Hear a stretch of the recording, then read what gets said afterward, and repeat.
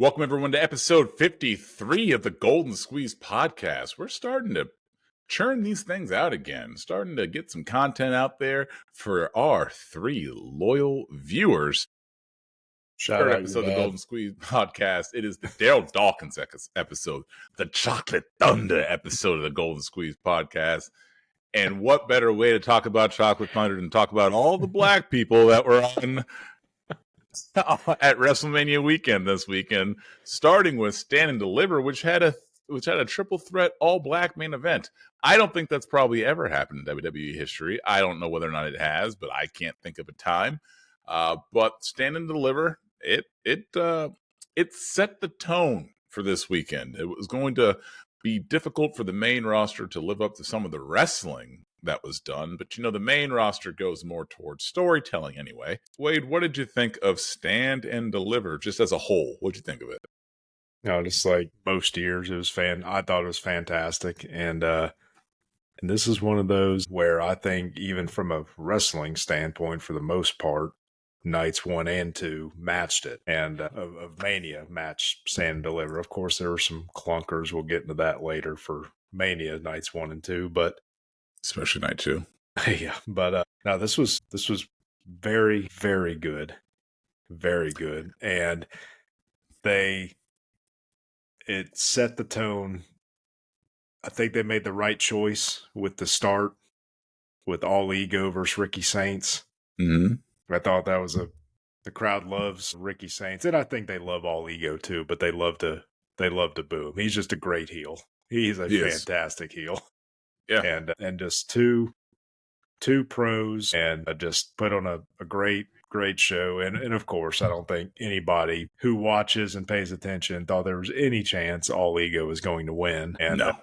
Ricky Saints won, but it was a great match, fantastic match. Both performed very well, and it didn't happen tonight, which I was kind of surprised. But I'm thinking we got to see All Ego on Friday. Yeah, I think so too. I had told you before Stand and Deliver that I had not seen Ricky Saints wrestle because I have not been watching NXT. I've been very transparent about that. So it was my first taste of Ricky Saints, and don't really like his face. I said that as well, but I thought that he was a good wrestler. His look, not for me, looks a little on the skinny side of things. I like my men nice, big, and beefy.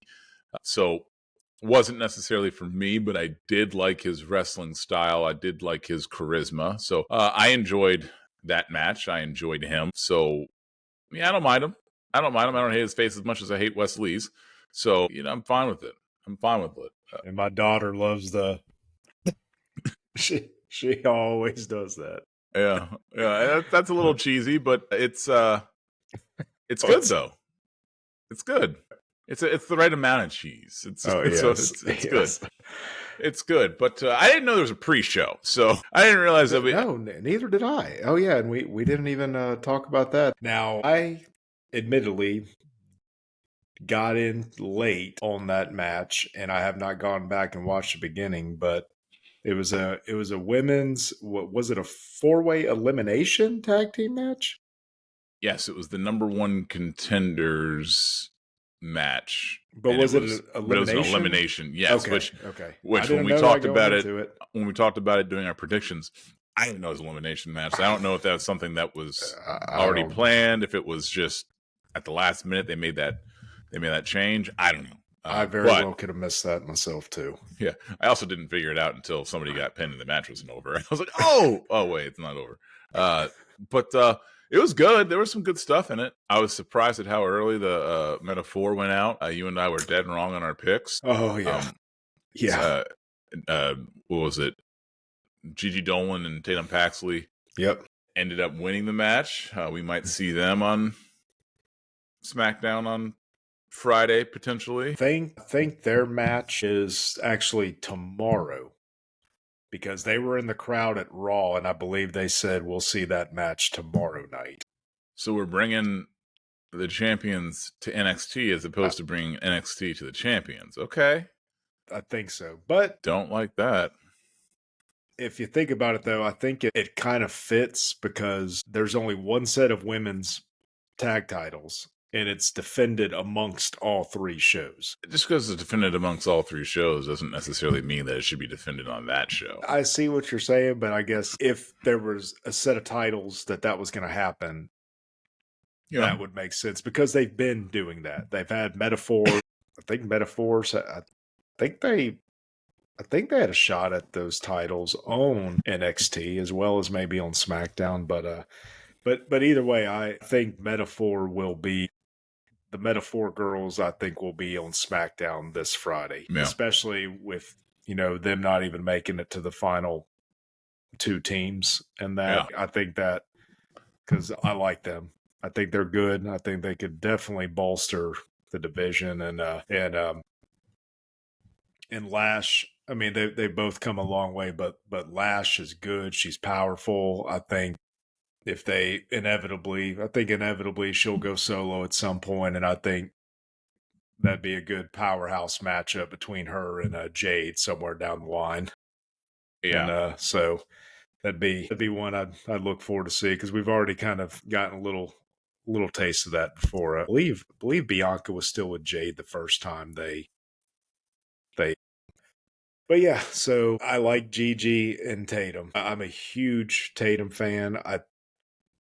And nothing against Gigi Dolan. I just think it's a disservice that they botched what could have been a good solo run for Tatum when they had the chance. And maybe there's still a chance. The fans love her.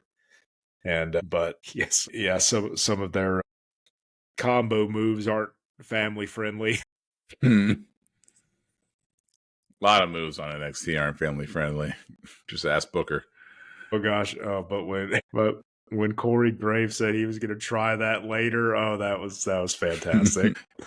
You know my feelings on his wife, so no comment. But next was Hank and Tank versus Fraxium, and good match. Yep. Good match. Yeah. If that was the swan song to Fraxium, then goodbye and hello to the main roster. It should be. It should be. Because remember, they did this. They do this last time? No. It was the opposite. I think they had Breaker. I think they had Breaker and Bear and Corbin take the belts, and then they lost them again on NXT after. Yeah. I think it's run its course. They're too good. Yeah. To stay down there. They could have been gone a year ago. My opinion of the situation is that there's not going to be a powerhouse team in the WWE, and there really isn't a powerhouse tag team right now. And there's no reason why they can't be in the main roster. Like, there's no, AOP right now. You could say War Raiders. Oh, yeah, I forgot about them. You're right. You could say that. But they're also finesse. But they do cartwheels and stuff off the top rope. They're not like a true, they're not like the natural disasters. They're not earthquake and typhoon out there. Just they should be with their size. Well, I'm just saying, there's no one out there who's just bruisers. They're big, but I wouldn't really consider them to be bruisers out there. I'm out. This is all to say that Fraxium, there's a place for them on the main roster. They can fit right into that division, and they could believably be champs. You know me, I believe in believability. That's why I have a lot of issues with a lot of the women's wrestlers that get titles. To me, they are not believable to hold a title in the WWE because of their size. And as right now in the tag division, Fraxium, they are small, but I think that they could win a title because everyone's small. There's no real, yes, War Raiders, that's an exception. But what are War Raiders on? Are they on Raw? What are they on? Yeah. Okay, well, they haven't shown up yet. So I still can't believe Fraxium wasn't there tonight. I think there's enough good tag teams on SmackDown. You got Street Profits, Motor City Machine Guns, DIY. Oh gosh, the Yes Boy. What's their names? Yes Boy.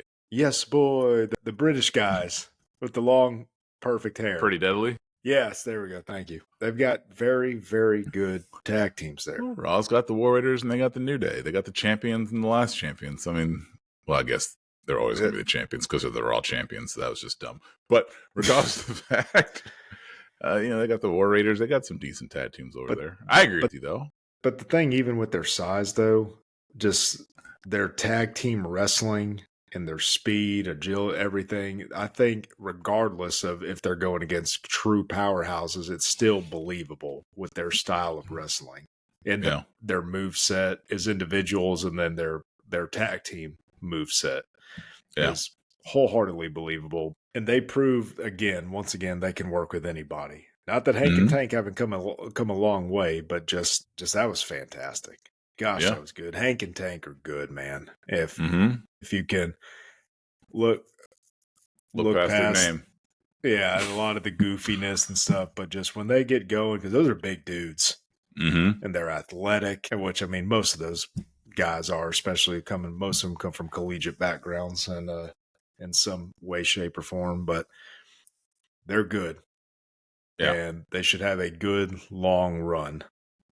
If hopefully they don't drop the ball on that, but that was very, very good. Fraxine will be missed down there, but it's time for them to move up. I don't think they will be missed. They're so deep of a roster over there that it's just a machine in NXT. I'm talking tag team. Team. I'm sure they got somebody waiting to go. Somebody there that's just waiting to the goofy name Swipe Right, but those guys were good. That was good, man. Yeah. They're good. And I you know what, you're right. They've got a good enough farm system down there. They're good. Yeah. Anyways, fantastic match. I loved it. Both 2 for 2 to start the show. Yeah. Speaking of fantastic, I actually got a prediction right. The next match, we had the ladder match with Zarya, Lola Vice, Thea Hale, Sol Ruka, Kalani Jordan, Izzy Dame. I picked Sol Ruka. I got one. I'm on the board. I was happy about that. But this for ladder matches, this is a good match. But to me, it could have been better. Could have been better. Yeah. I was hoping for a Chelsea Green type bump, like she had in Money in the Bank. But again, they're not Chelsea Green though. I know, and you just I got to remind myself of that's not typical for these for a lot of these NXT ladder matches and stuff. It's not typical for any of these women. Chelsea Green's a one of one. Yeah. But it was good. Glad Thea Hale's back. I really, really like her. I hope they give her a run with the NXT Women's North American title at least at some point. But no, this was a good match. I was happy I got to see my Soul Snatchers. Yeah. I was disappointed it wasn't from the top of the ladder, but it was good enough. And then I like the double live. Yeah, I like the double Soul Snatcher in the corner. That was good. Yeah. And when that move is done right, it looks so cool. Yeah. And that's such a big deal to have such a good finisher, and she has got it. Mm-hmm. And so, but again, maybe I didn't enjoy it quite as much as the first two to start the main part of the broadcast, but it was still good. So yeah, it was good. In terms of likability, great start. Yeah. Which one was next? Next was, speaking of correct predictions, the D'Angelo family versus Dark State. And this was good. Yeah, I like it, man. I like shenanigans when done right, and you saw it coming, but then they did a good job. Okay, maybe, and I tell you what looked good, that the crowbar shot over the shoulder to one of the members of Dark State, that looked good. I mean, you could kind of see on impact it was like something other than metal, because you could kind of see the bend in it, but it was good. It was good. It definitely did not look like the Hogan chair shots that always get made fun of. It was done good, or it was done good. It was done well, and they done good. Yeah, so whatever. I'm in Mississippi. Leave me alone. But but then it finally happened, and Stax turned on Tony, and Dark State took advantage and got the win, but Dark State had to win this. As much as I love the D'Angelo family, Dark State had to win. Did you see later in the show when Stax was leaving the parking lot? No. Okay. Crucifino was like, Stax, what are you doing? Well, why'd you do that to Tony? He's like, listen, I'll explain everything later.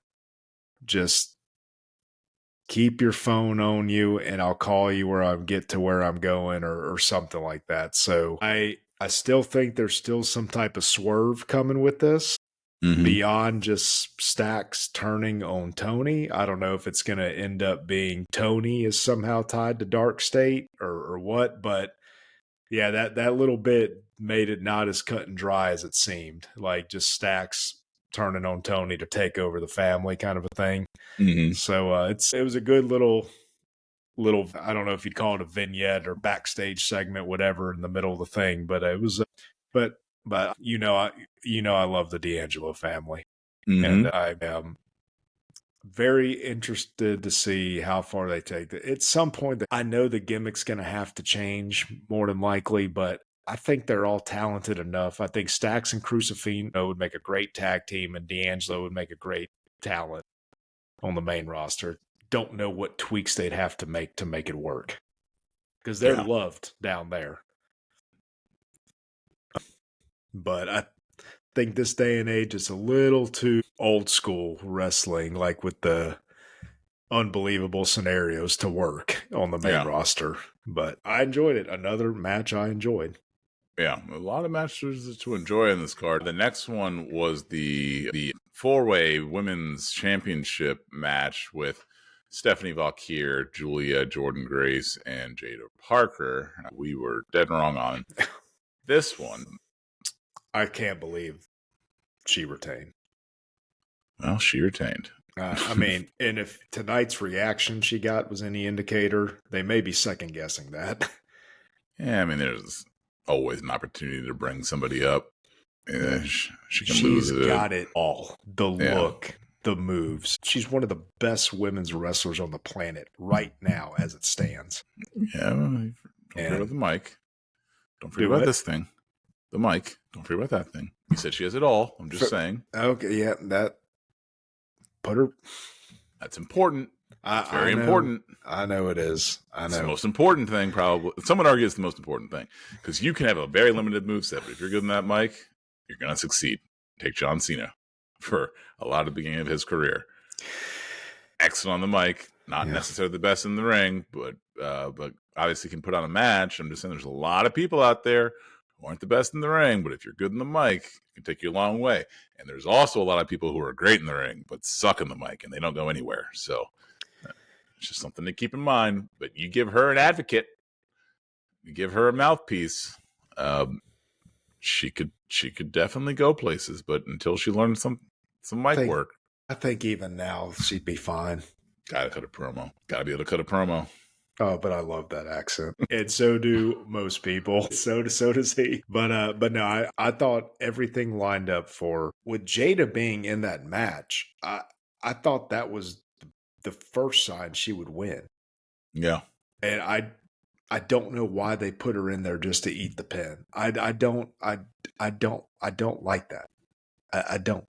Well, they don't view her as the future of their company. They view the other three as the future of their company. I mean, that's why. I think Jada Parker at some point is going to be, she's definitely going to be the NXT Women's Champion. That's true. But again, you got to remember who's she going to take over from on the main roster. Because unless people start retiring, all that means they're just going to keep adding people onto that roster and people aren't going to go away. Or if people start going to AEW, I guess is the other option. But yeah, if they got to bring up Jordan Grace and they got to bring up Julia and they got to bring up Stephanie Valkyrie, they can bring up Jada Parker too, but she's going to be that odd man left out. They're not going to, those three girls are not going to take a backseat to Jada Parker. It's just not going to happen. They didn't pay them all that money for them to take a backseat to Jada Parker. No. But, yeah, you know, she showed out. She performed well inside the match. Oh, no. And I've liked just about everything I've seen her in. And she can hold her own on the mic. She can cut a promo. Yeah. It's a numbers game when it boils down to it. It's just a numbers game. Well, no, but you talking about, taking priority over those three. I don't think that's the case, but that's also why I thought she would win and the other three would be gone. Yeah. But anyways, I was legitimately shocked by that and our next match, the result. Yeah, which was Oba Femi versus Trick Williams versus Javon Evans. This was good, though. Man, this was good. It was good. Oba's really good. Oba is Oba's really good. I'm not a big Trick fan. I've said that numerous times. But Oba, he's really good. Javon Evans, Oh my God, that he's guy's the things that he's man good. can do.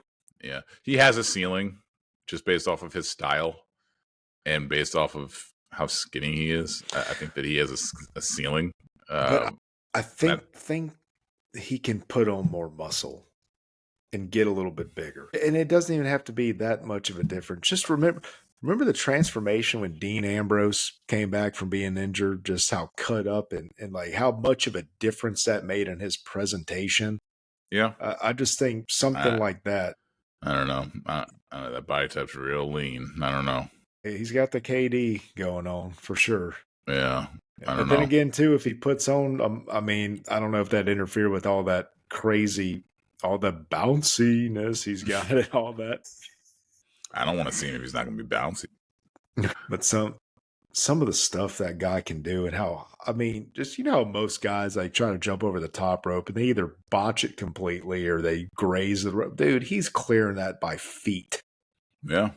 And it's but I guess the way I look at it is him with muscle is Montez Ford. What's wrong with that? I'm just saying Montez Ford has a ceiling. Montez Ford will never be a WWE champion. I mean, I know I'm setting the bar high. He could be, though. He won't be. But he could be.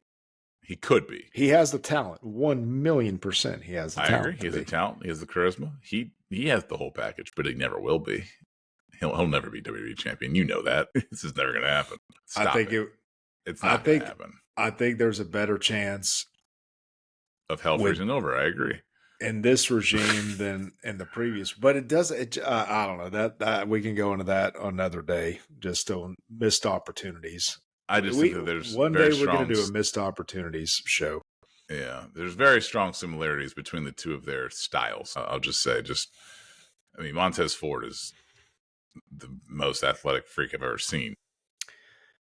I think some of the moves, though, I think some of the stuff Javon can do, I don't know if he can. I think Montez could do anything. I honestly think he can do whatever you asked him to do. That figure skater thing he does from the turnbuckle is one of the most impressive moves I've ever seen. Well, you know what I'm talking about, where he starts slow and that speeds up, dude. That is nuts to me. I love that move. I think that move is awesome. Yeah, it was good. And it was good. But I love seeing Oba throw guys around the ring. It's just awesome. I just can't believe he kept his title. I just don't know what more there is for him to do. I'll tell you what. Assuming Trick is on Friday Night Smack, I think the next logical step is for David to overcome Goliath and for him to put over Javon.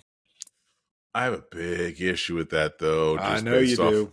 Just based off of his size and I know. But leaving the company like that to go to the main roster for the 25% of fans who watch both, I just think that's just a bad taste to be left in their mouth. To have him lose and then go on to the main roster. Oh, I can't beat this skinny little string bean, so let me go on the main roster and fight the big boys. It's a tried and true method. They've been doing it since the beginning of professional wrestling. But they don't do it as much on NXT, I feel. I understand it's a main roster thing, but I don't think that NXT typically goes down that road. Maybe they do. I don't. Obviously, it's not my main show I watch, but they've done it before and it was successful. They did it with Dragunov and Gunther. Grant, I'm not saying Gunther's as big as Oba, but still, yeah. But yeah, I mean, but I love Dragunov, so I didn't care. I thought that was fantastic. Yeah, Oba's so strong. Yeah, but I think that's what they're setting up, though. Yeah. That to me would be the most easy story to tell at this point. Or if they end up having it be Trick beat him, but I don't know. We'll see. That could go a variety of ways. Yeah. We shall see, though. But overall, I really, as I do most years, really, really enjoyed the NXT or NXT Stand and Deliver. I know it hasn't always been. It used to typically be called Takeover. Yeah. Or well, they would just do the city. It would be yeah. NXT Brooklyn. That's what we went to. And that was still, and I'm not being biased because I was there even watching it back, one of the best start to finish wrestling shows I've ever seen. Nothing dull in it. No, that and we were very fortunate to be a part of that. And Yeah. I think the only thing that would have made it better is had the last match been Gargano Ciampa instead of Adam Cole. But I mean, that was a great match, but just obviously with the unfortunate injury to Ciampa, that had to be, they had to go with Cole instead. But I mean, just seeing the culmination of that rivalry in person would have been amazing. Yeah. So, sure. But no, I thought, what were your final thoughts? I thought it was fantastic, as it usually is. Yeah, I thought it was good. Good wrestling. I didn't really have any complaints. I thought that the main roster was going to have a lot to live up to, but I think that NXT is more wrestling driven, and I think that the main roster is more storyline driven. So if you're looking for better wrestling on the main roster, yeah, you shouldn't look for that. It's not always going to happen. They're just they handle themselves differently. But they tried. They tried, and they came pretty damn close. There's some good matches, and let's talk about them. Let's start with night one. So let's do it. In no particular order, we got Jade Cargill versus Naomi. Man, I will say this about Jade Cargill. She is just so green. She is so green. I felt like Naomi carried her through that entire match. And I thought the match was fine. You could just tell. I thought it was a very good match. Yeah, but you could tell that Naomi was the one who was calling the shots in the match, in my opinion. And obviously, she's a veteran. She knows what she's doing. Jade's relatively limited, but man, is she strong. When she God, what did she do? How else was possible? When she picked her up and brought her down into like that power slam thing where it looked like Naomi's head bounced off the canvas. Yeah. Or when she caught her and she got her on the jackknife and then got her down. There's a lot of things that were good. I mean, she is what she is. She's a physical specimen. She's unrealistically muscular. Like her body looks like it was chiseled from stone. Like she was handcrafted. She's perfect. Like her body is perfect. It just is. And she's just got this presence to her. She never probably has to say a word her entire career. She doesn't want to. She can just look. She just looks the part. She looks like somebody who was made to do this. And if she ever can get the wrestling down, and she may not even need to, just the way she looks. She may not even need to. She can stay green her entire career. She's never going to put on a 5-star match. It's just not going to happen. But she doesn't necessarily need to. It was a good match. Mm-hmm. It was the result that you'd predict from that match. Naomi was never going to win. No, especially not clean. It was just never going to happen. And it shouldn't have happened. It shouldn't have happened. But it was a fine match. It was a fine match, and I have no issues with it. Wait, what am I talking about? But even if I'm trying to do the right order, obviously the first match was Jay versus Gunther. I was just rolling with it. But, we talked about Naomi, Jade. We gave her the amount of attention it needed. Let's talk about Jay versus Gunther. We can't just ignore it. They're going to have to do a better job of preparing Jade's outfit next time.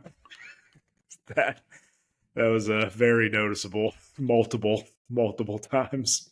Yeah. But and I don't know, this day and age, they probably got the top costume folks on the planet helping with that stuff. I don't see how that happens. Yeah.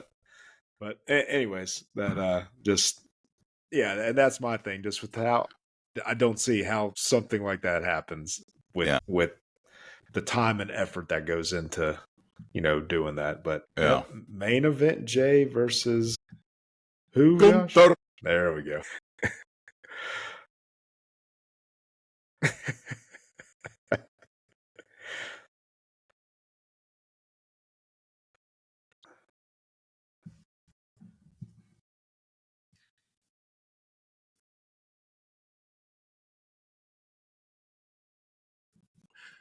I don't need Jey Uso as my champion. I will say that until I am blue in the face. He is a tag team wrestler. He's done nothing during his singles run that's going to make me change my position of the fact that he is a tag team wrestler. Has he presented himself well? Yes. Has he gotten himself over? Absolutely. Is he selling merchandise hand over fist? He sure is. He's just so limited in the ring as a singles competitor. And this one has better matches, too. Don't get me wrong. Oh, yeah. This match against Gunther was one of his better matches. And I really didn't even dislike the match. I disliked the result, even though it was the result that I knew that was going to happen. And I disliked the way that Gunther lost. I heard people trying to say this is part of his character. He taps out quickly. He tapped out quickly against Dragunov. Sure, fine. It shouldn't be part of his character because it doesn't fit the narrative that he presents on a weekly basis. So, first of all, I'm not buying as part of his character. Second of all, are we really just letting him tap to a sleeper hold that quickly in 2025? Like, is that what we're doing? This isn't the late 80s, early 90s where sleeper hold was a move where, you know, but he's an old school wrestler though. And he's got. Then if he's an old school wrestler, then you know what it should be? It should be you lift his arm, he lets it fall limp. You lift his arm, he lets it fall limp, and then you do it for the third time. Yeah, exactly. But you're trying to say he's an old school wrestler, old school moves. Let's go true old school. And then the third time, then let his arm fall the third time, and that's how you lose. Don't let him tap out. Let him go true old school. True old school where you lift the arm. Or if you want him to win, let him Hulk back up on the third one, which when we were kids, don't act like that wouldn't get us hyped, because it would. We'd be like, yeah, he got his arm up, even though we know every single time he was going to get his arm up. But still, don't give me a sleeper hold for 5 seconds and then he's tapping. I don't want that. No, I don't accept that. I don't accept that. No, I didn't like that, but that's what he did in the Dragunov match. So if I had to take a guess, he has to do it to help make the other person look that much stronger. That has to be a decision of his. I'm tired of people making them look strong. Somebody make him look strong. They've already done that. No. I saw him the weakest person possible when he fought Sami Zayn this time last year. No, well, we don't have to talk I'm bringing it up. I'm bringing it up because you made Sami look so strong. Made Sami look like prime Mark Henry type strength. Like, that's ridiculous. The way that he makes people look. At least he lost with a brain buster and then a haluva kick. At least that was that's not a 5-second sleeper hold. Yeah, against Jey Uso, a guy who he's not a submission artist. Like, why are they even letting a guy who doesn't even do submissions get a submission win? Ugh. Trust me, dude. I didn't like the way he lost either. I thought 3 Uso splashes would have been sufficient, and hey, no issues whatsoever. And plus, dude, I got to be honest with you, as a fan watching, I like the 1, 2, 3. I like when the victory is done that way. Yeah, me personally. Call me old fashioned, but I agree with you. Yeah, but again, there's certain things like growing up, like when somebody tapped out to the sharpshooter or something. There's exceptions to. But when they're tapping out to the sharpshooter, they're at least fighting for a little bit and then trying to get to the ropes, and then Brett pulls them back to the center of the ring, and then that's when you tap. It's not put the move on, count to 2, and then he's tapping out. No, I'm not disagreeing with that. I just think that decision was probably made by him. Let him pass out. Dude, I'm right there with you. I'm just saying. Stone Cold was there. Let him pass out. A la WrestleMania 13. Yeah, I think that, yeah, I don't know. Match was fine. The result was what we all knew it was going to be. And, oh, well, we'll see what happens. Looks like we're going to get McAfee versus Gunther at some point. And that should be entertaining. We'll see we will see what happens. Should be awful when Pat McAfee beats Gunther. Next up was War Raiders versus the New Day. Did you see the gear that New Day was wearing? Did you hear what the announcer said that it was paying homage to? I did not. The Giant Gonzalez. Jeez. Okay. They had bodysuits that had purple bodies in the with the abs, and they said paying homage to WrestleMania legend, the Giant Gonzalez. Okay. From WrestleMania 9. Oh, yeah. And apparently, if you didn't see, they have a whole documentary on that.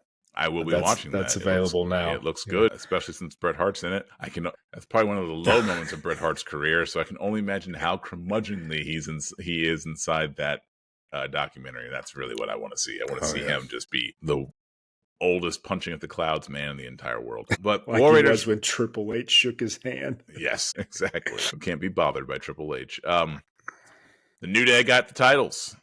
They are now 200-time tag team champions. So good on them for getting the titles. With some good old heel shenanigans. Yeah.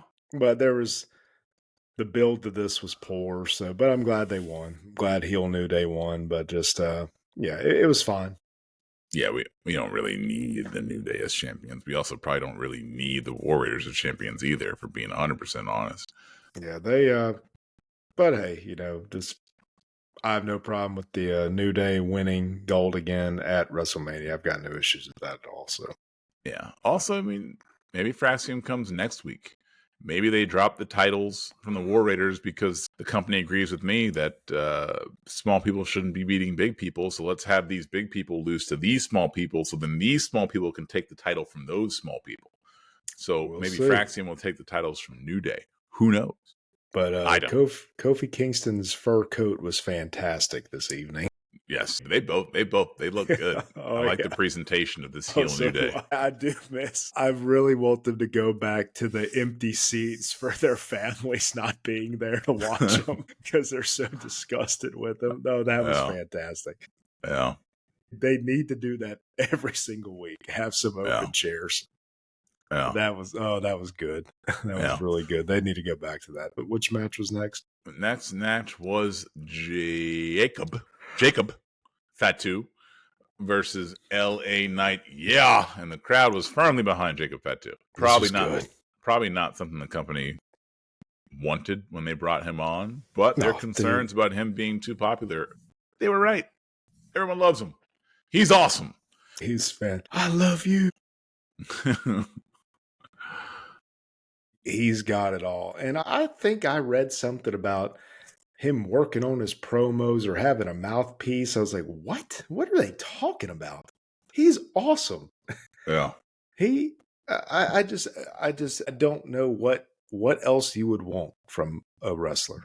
Yeah. He is a total package. He truly is.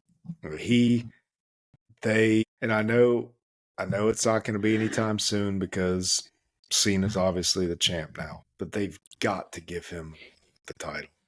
With the title. Yeah. He's too good. Way too good. His time will come. It's not quite yet. His time will come. But he's the new U.S. champion. This was an entertaining match. Always good to see Fatu get showcased. So good on them. I have one issue. I thought it looked good. The BFT out of the air off of the moonsault. Yes. And I know it's the way he's been presented, but me and you have talked about this a lot. I don't know, especially if that's the first time seeing something like that. I don't know if somebody should be kicking out of that. Probably not, but that's part of the character too. But he's different. Like that would be like us complaining that the Undertaker would take a person's finisher and then sit back up. That's part of the character. Like that's not part of Sami Zayn's character. Yeah, being superhuman. Part of his character is being able to take a high level of pain and it not faze him. So I'm fine with it only for that reason, because that fits with his character to be able to kick out or get up quickly from that. So that was a cool spot, though. It was, yeah. It reminded me of an RKO out of nowhere, but it was good. It was good. Another cool spot is in the next match where we got Phoenix versus El Grande Americano. I just wish the company would tell us who El Grande Americano is, because until I find out, I got to keep guessing, and I'll never know if I'm right. It's crazy. Chad Gable tried to give some insight on social media about who it was, but I wasn't following. But yeah, Phoenix was the replacement for Rey Mysterio, and he came in under short notice, and they put on a fine match. Oh man, I thought it was, especially considering the short notice, I thought it was fantastic. But yeah, you got two veterans in there, and just wouldn't expect any less, even though I haven't seen a whole lot of. I've seen some of Rey Phoenix's work, but I've seen a lot of Chad Gable's. Whoever that guy is, El Grande Americano.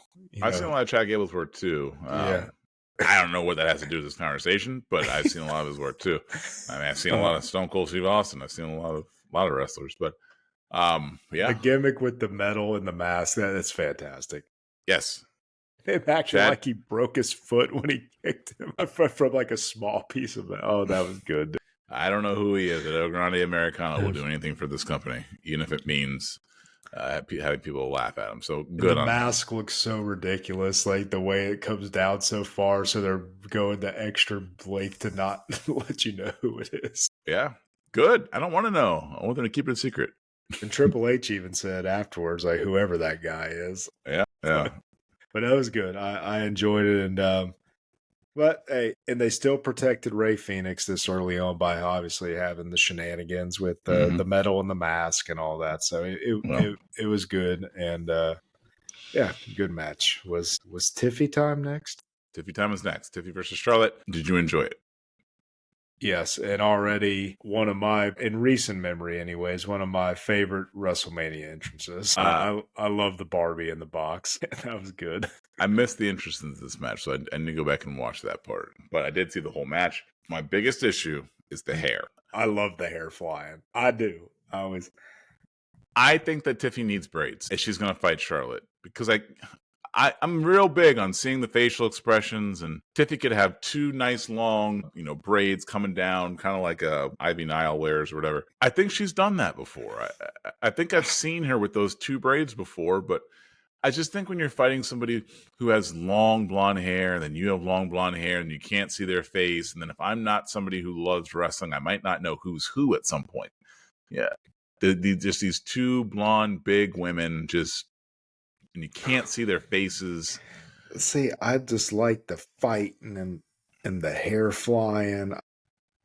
Get the hair wet or something like the men do. No. It doesn't fit with the whole Barbie thing.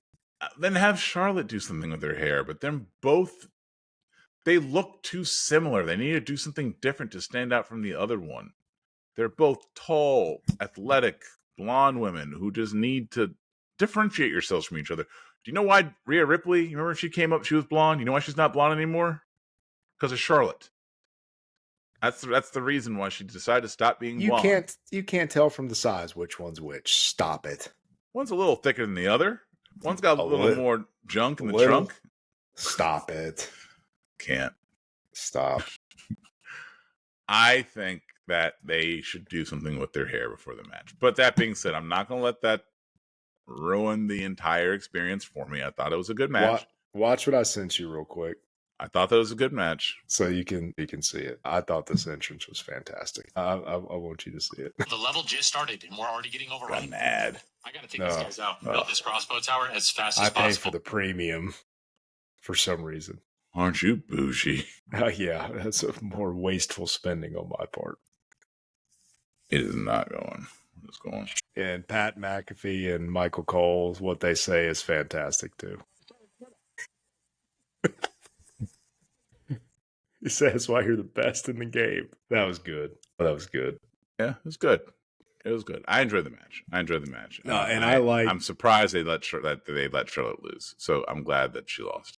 And just when you have two go out there and just hard hitting like that, you could tell the personal feelings were bleeding over into it. But did you see the interview Wade Barrett did with Charlotte? And Charlotte's one of the best ever. So I don't know how much of this was on the fly or what, but Wade Barrett's like, things have gotten personal. And she's like, you think? And it's like, what are your thoughts? And she's like, I feel like it's been addressed. I feel like we moved past it. I feel like I've got a bit of a chip on my shoulder. I feel like she does too. But, she's like, those personal things have now brought more interest to our match. And all I, hope we can do is go out and, just deliver the best match we can now that we've got the interest level up, kind of a thing. And it seemed, again, she's one of the best in the business. That could have been, but it didn't seem like your typical wrestling promo. It just seemed like a very honest response. Well, But no, dude, it was good, and I love how beat up Tiffany looked afterwards. And I think my favorite part was how it only took one of her finishing move, and that was it. yep. And Would you look at that? They were able to put on a good match without having to have 100 false finishes. Would you look at that? And seeing Charlotte's standing in the company, she had to sign off on Tiffy kicking out of a turnbuckle natural selection. She had to sign off on that. So kudos to her. Yeah. For allowing that. And so yeah, I hopefully they just put all that behind them, and they can but at the end of the day, they were two professionals doing what they do best, and Tiffany Stratton better not lose clean for a very long time. Yeah, she will. Stop. Don't even get me fired up right now about that. But I loved this match. And did you see when Charlotte did Stephanie Vakir's move? Doesn't quite have the same oomph. There's something lacking from Charlotte that Stephanie Vakir has in spades.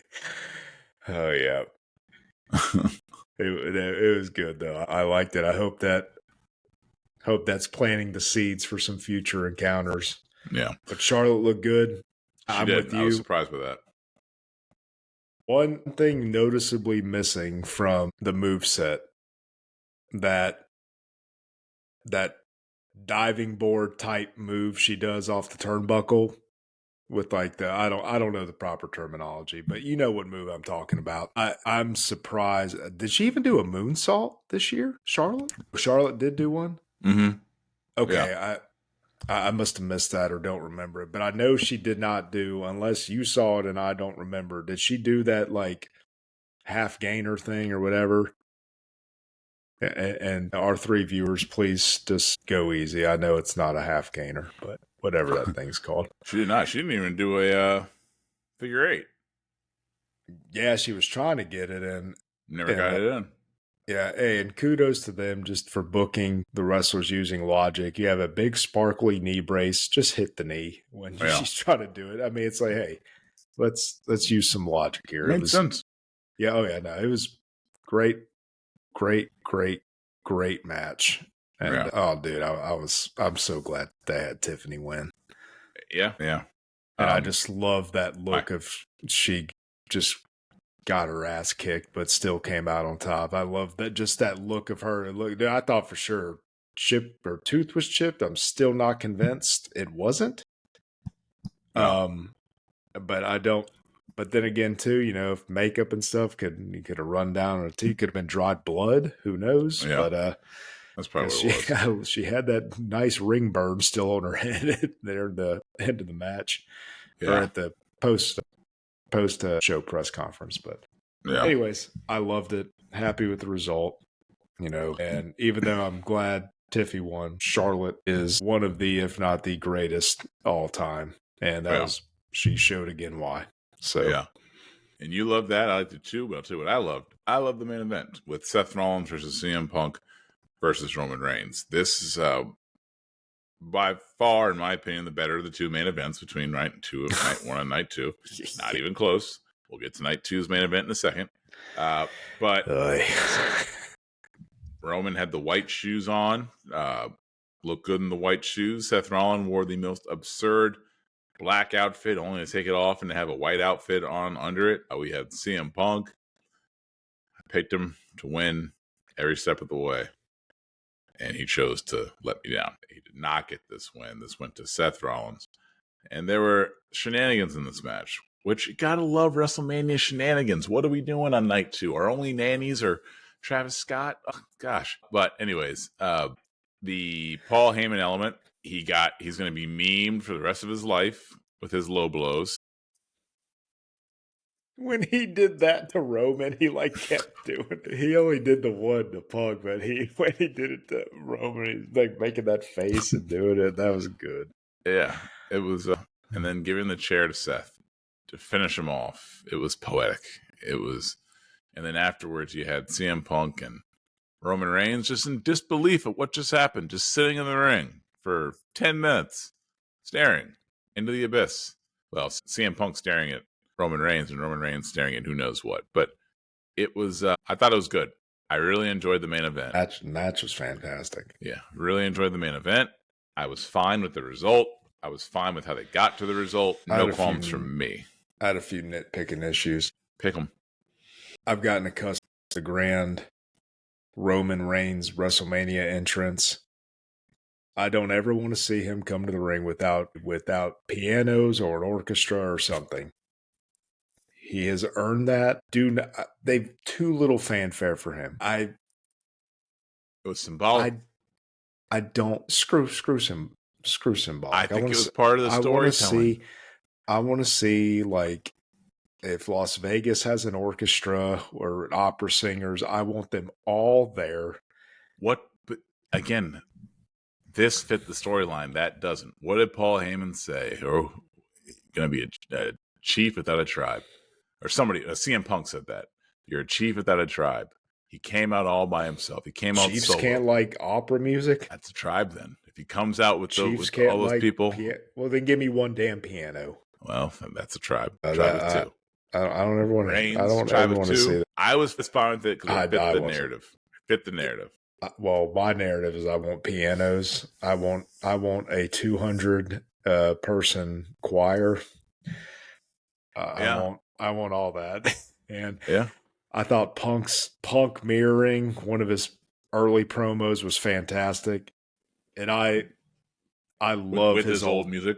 Oh, I love his old song. So when I heard it, I was like, oh, nice. I mean, we all knew he was coming out the cult of personality, but I'd always hoped that somewhere down the line, it's part of the story, he would come into his old theme. But I like how they incorporated it into that. That video package was great. Living Color playing him in was awesome. That was good. Well deserved. I'm glad they let him come in last and they let him stay in the ring afterwards. I mean, granted, I know he didn't win, but I like how they let him come in last and they let him leave last. I think he's good to go. He got what he wanted, and it was a fantastic match. And again, I don't know how real the dislike between Seth Rollins and CM Punk is. And I mean, but who knows? My point is, if it is real, that just shows again how when you're in the same business, you can be professionals at the end of the day and do your job and work well together. Like, because for the most part, like even going way back, the screw job aside, Shawn Michaels and Brett, for the most part, worked pretty well in the ring together. And because, they were professionals. So, yeah. But that's night one.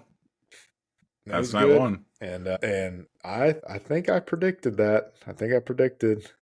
You did. Rollins aligning with. You were wrong about how we got there. I was also wrong about how we got there. No. Those shenanigans we predicted for the night 2 main event. Still wrong, but not wrong yet. But yeah.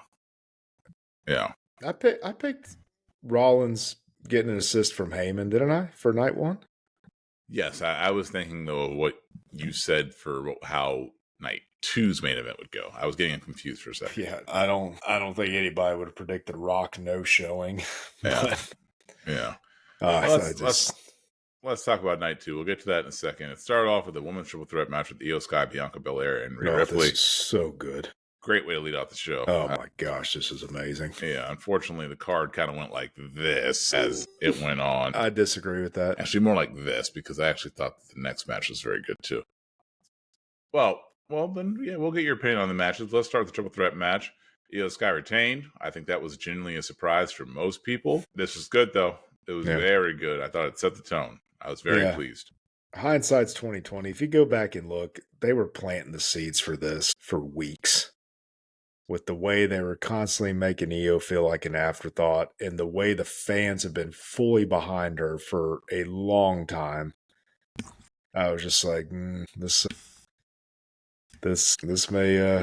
You could tell while they were talking in the opening segments of the match that Io was going to win because they kept, again, yes, they talked about it beforehand that she's an afterthought, but during the match, they're like, oh, she's an afterthought. What if she comes back and wins?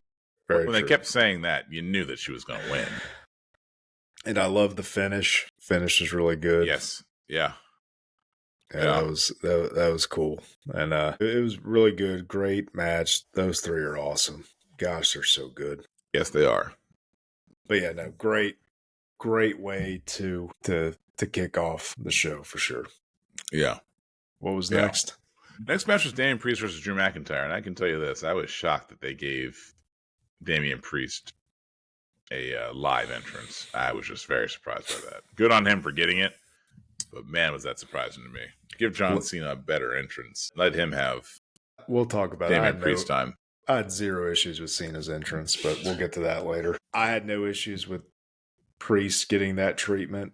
I didn't like the way his championship reign was booked for the most part. I know there were a few unfortunate things with some unfortunate botches and whatnot in the ring, but, he persevered, had good matches following that. And, he's a good ambassador for the company.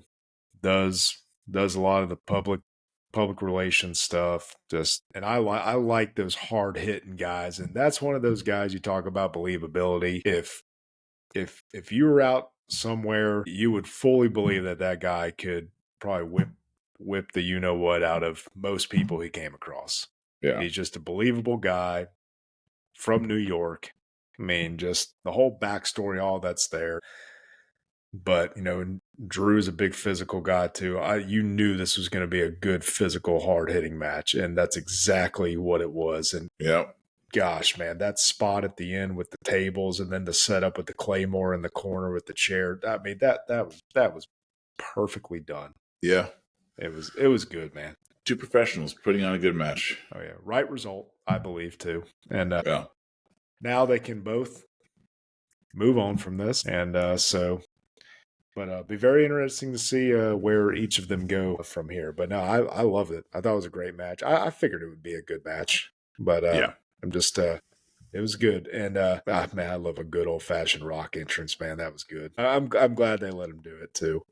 Yeah, but just like we can move on from that, or they can move on from that, we can move on from this and go on to the Fatal 4-Way Intercontinental Championship match. Dom this was good. Versus Finn Balor versus Braun Breaker versus Penta. And you got this right too. Dominic Mysterio walked off with the title. He is our new Intercontinental Champion. And he pinned his buddy. I said that too. He got a big pop. Dude, that may have been the most shocking thing to me, was how fully behind him they were. But dude, it's one of those things. People love great heels. He is a great heel. Yeah. And I don't think him running back into the ring was planned. I think he got caught up in it and ran back, but hey, kudos to him. I thought that was... So do they have a Dominic Mysterio problem now? No, because I think you watch the stuff I sent you. Yes. But the issue is the fans love him. Famer tomorrow. But is it going to get the heat? He got cheered pretty heavily. They've got to be concerned about that. I don't know. Oh, and I loved when he came out in his dad's mask. Yeah. That was good. And I tell you what my favorite thing about this was the ending. You know as well as I do how many times the referee has to stop their count prematurely, or somebody has to kick out earlier than because they realize the person that's supposed to come make the save out of the ring isn't going to make it in time. Yeah.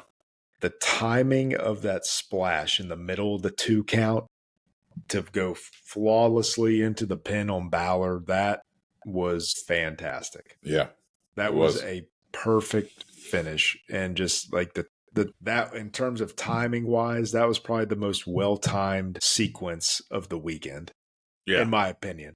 And there was, because I've watched that replay several times, there wasn't the referee having to slow the count or anything. That was just perfect. And in the way, because you know how sometimes, like they have to like do something and like, it's kind of awkward them pulling someone off the other in a spot like that. But the way it flawlessly went from this frog splash into the pin on Finn was great. But when you got when you got a professional in there like Finn Balor doing it too, along with him, I mean, that was great.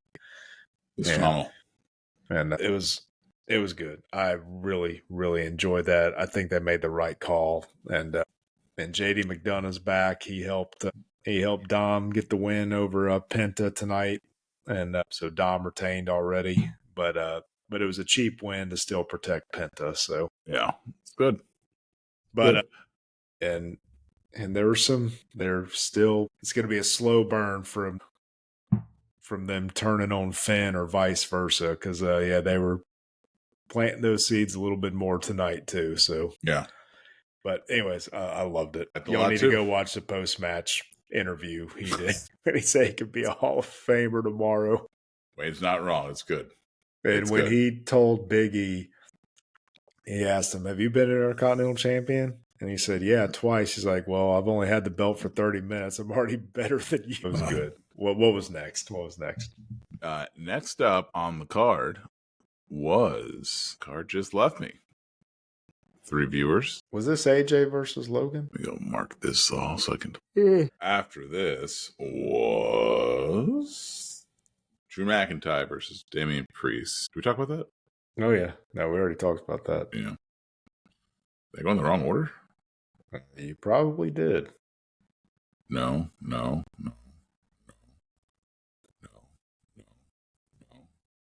Okay.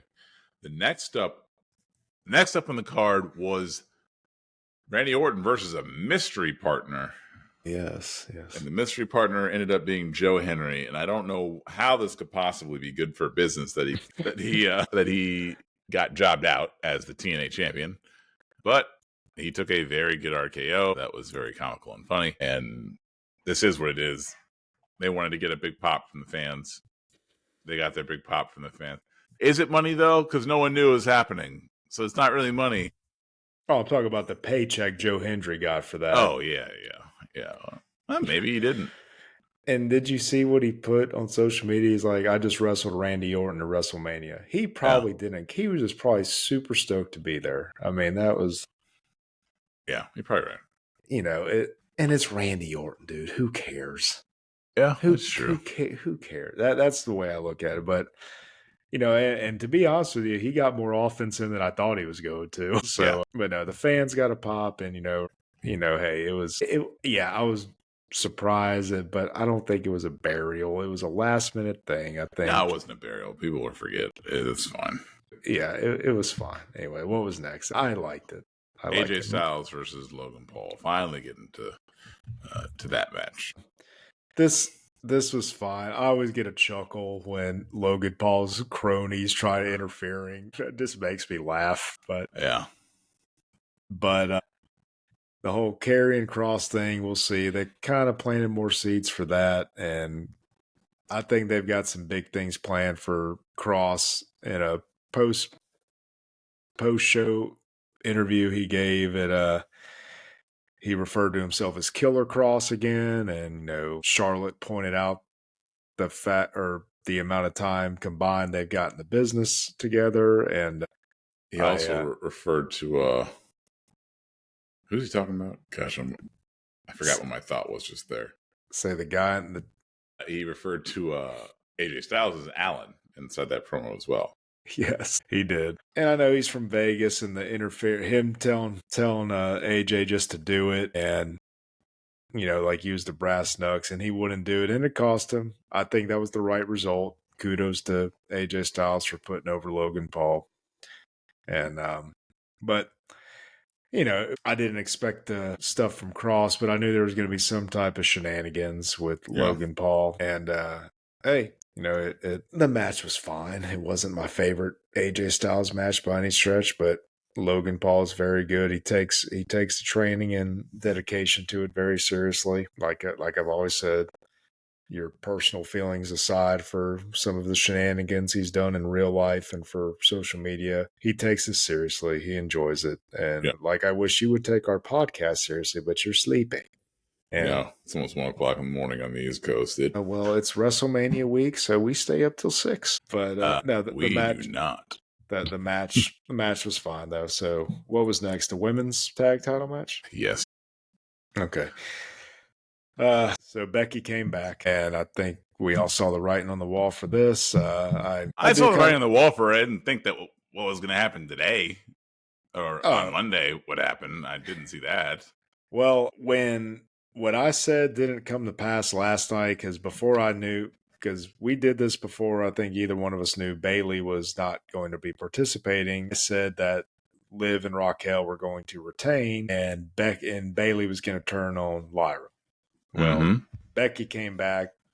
They win the titles. Everything's fine. But then tonight on Raw, they lose the titles, and Becky goes ballistic on Lyra, hit her with at least 2, maybe 3 manhandle slams. And doesn't make any sense to me, by the way. Yeah, well, she's mad, man. She lost the titles. You've been my tag partner for 1 day. That's the worst accent ever. That's up there with my Russian accent. Yeah, that was pretty very bad. But 1 day and she freaks out like that, that's too much. Well, like I said, hopefully that leads to her joining the new stable of her husband and Braun Breaker, who is now aligned himself with Heyman Hustle. So yeah, the match was fine though. Becky looked good in the ring, being away for a while, and I enjoyed it. I thought it was a good tag team match. Yeah, it was fine. Just didn't need that result. Didn't need Becky doing that. Lyra's outfit looks so goofy though when she hugged Becky with the feathers, with the wings. Yeah. Oh man, but it was good. A lot of talent in there, and Raquel looked good in this match too. She played her part very well, the powerhouse, and it was good. And are we to the main event now? Unfortunately, liked Cena's entrance is fitting with his character. I had 0 issues with it. I know a lot of people were complaining they should have given Cena a proper entrance for his last match. No, it was fitting for his character. Stop it. It was fine. I mean, I guess it was fine, but I don't know. I guess they could have gone the Batista route and had the Escalades escort him in and have security be just a movie star and be obnoxious. But John Cena, last WrestleMania, he's always had an elaborate entrance. I get it though. And I didn't even mind a lot of the slower pace of the match because I just thought the proper shenanigans were coming. And then when Travis Scott finally made it to the ring, I thought that was just the beginning. Yeah, no, I think most people did, but I will say this: I gotta give credit where it's due. He took that Crossroads like a champ, and he sold it for a while. And I think Cody generally didn't know how to get him out of the ring. Well, he was kicking him and pushing him, and he wouldn't go. Good day, because he got killed by the Crossroads, bro. Oh, and but then when he got back up when Cena got the belt and cracked him, and then that was it. I don't see how The Rock no-shows that event. I really, really don't. It's beyond me, and it just makes you question why was Rock even involved in the heel turn? Yeah, makes no sense. And I really think there's a few tweaks that could have been made. I think they could have done a heel turn either at the end of the Mania match, just Cena frustrated he lost again at WrestleMania, just frustration, and takes Cody out after the match if they had Cody win, and then have Cena get the belt later in the year. Or just, I think they could have had night one's main event straight up been Seth versus Roman, and Heyman still turned like he did. And then it could have been Punk, Cena, and Rhodes in night 2 and had some sort of heel turn still go on there, or have Cena win. I think just the fact Rock no-showed, I just leads me to question a lot about what led up to this. And yeah, I never know. I don't know that. I don't know, man. It's just, I don't get it. I don't see how they go from all the stuff last year, and then with the way night 1 ended, It's like, okay, so night 2 is going to be even bigger and more shocking than that. But it wasn't. It just absolutely was not. Well, they all think that Travis Scott must be the biggest star in the entire world. And they probably think that, oh, it was bigger because we had Travis Scott. Listen, I barely know who Travis Scott is. I know who he is, but I barely know who he is. What I can tell you about him is that he walks really slow. He doesn't know how to throw a fake punch. And he likes to do stuff like burn sage coming to the wrestling ring. I don't think he did that. He didn't do that last night, though. He did something. I don't know what he was doing. No, because I was thinking that with him walking so slow. But then when he got up there and jumped over the ropes and the way he took the crossroads and sold it, I was like, okay. I was like, I definitely don't think he was as blazed as I can do without. What was his end game? That's what I want to know. What was his end game? I don't know. And then when you see Monday Night Raw tonight, I was like, okay, well, maybe Rock's going to be part of this whole thing too. And he wasn't. Just Rock was nowhere to be seen. Nowhere. Unless Rock shows up Friday night. Probably not going to as the Netflix board person, whatever. Probably not. Maybe. I don't know. But Cody wasn't there on Monday Night Raw. So. Yeah, he's nursing his wounds. I guess Cody will be there on SmackDown. Yeah. So.